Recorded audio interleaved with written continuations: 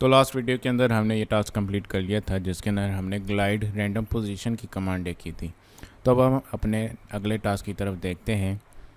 इसके अंदर हम ये करेंगे कि गो लेफ़्ट या राइट अपने करेक्टर को करेंगे। जब हम राइट एरो की प्रेस करेंगे तो वो राइट साइड पे मूव करे, और जब लेफ़्ट एरो की प्रेस करें तो लेफ़्ट साइड पे मूव करे। तो चलिए देखते हैं कि ये हम एम ब्लॉक के अंदर किस तरह कर सकते हैं। एम ब्लॉक के अंदर आने के बाद मैं अपना पिछला जो कोड है वो डिलीट कर देता हूँ। अब यहाँ पे मैं बैकग्राउंड भी अपना चेंज करता हूँ। यहाँ पे ये फुटबॉल फील्ड ये मैं सेलेक्ट कर लेता हूँ एंड ओके, ठीक है। यहाँ कॉस्ट्यूम में जाके मैं पिछला जो है वो डिलीट कर देता हूँ। डिलीट हो गया, ये वाला सेलेक्ट कर लिया। ये दोबारा क्रॉस पे क्लिक कर दें एंड अब मैं अपना करैक्टर प्लेस करता हूँ। यहाँ पे मैं कोई भी करैक्टर आप ले सकते हैं। मैं ये वाला करैक्टर जो है सिलेक्ट कर लेता हूँ और इसको ओके प्रेस कर देता हूँ, ठीक है। इसको मैं यहाँ पे प्लेस कर देता हूँ। और मैं ये चाहता हूँ कि जब मैं राइट एरो की प्रेस करूँ तो मेरे पास जो करैक्टर है ये राइट साइड पे मूव जाए। जब लेफ़्ट एरो की प्रेस करूँ तो ये लेफ़्ट साइड पे जाए। तो इसके लिए मैं इवेंट में जाऊँगा।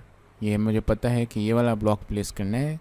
यहाँ पे मैं स्पेस की जगह राइट एरो सेलेक्ट कर रहा हूँ कि राइट एरो की प्रेस करूँ राइट साइड पे मूव करे। तो अब मुझे मोशन में जाना है और मुझे देखना है इसके अंदर क्या प्लेस करना है इसके अंदर कि ये राइट साइड पे मूव करे।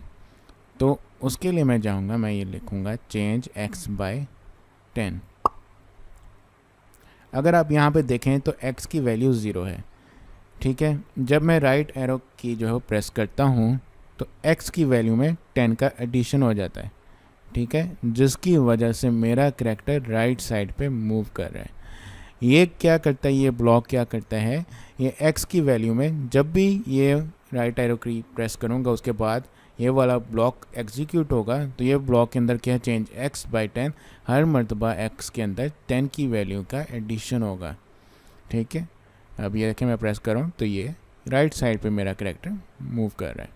इसी तरीके से मुझे इवेंट्स में जाना है, यहाँ पे एक और ब्लॉक प्लेस करना है, मगर अब मैंने लेफ़्ट साइड पे मूव करना है। तो मैं लेफ़्ट एरो की सिलेक्ट करता हूँ और दोबारा मोशन में आता हूँ, चेंज x बाय 10 प्लेस करता हूँ।